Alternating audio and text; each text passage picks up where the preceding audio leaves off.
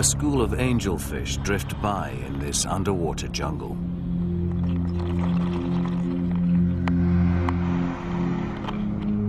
Most tropical fish kept in captivity come from the Amazon.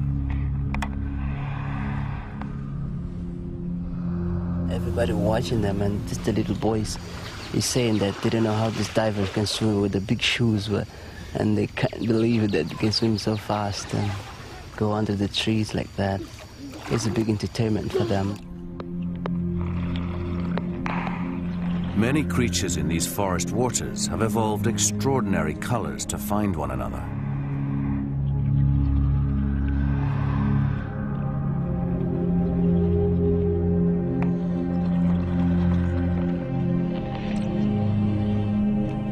Mike Pitts finds a school of silvery Amazon bricons.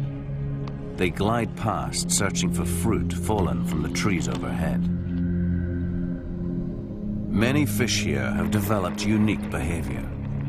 Mike discovers something remarkable. Two cichlid parents are protecting their fry from all comers, including cameramen.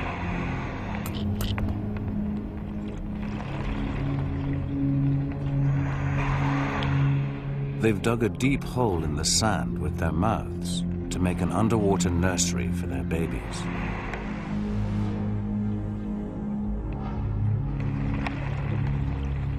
Beautiful fish, beautiful.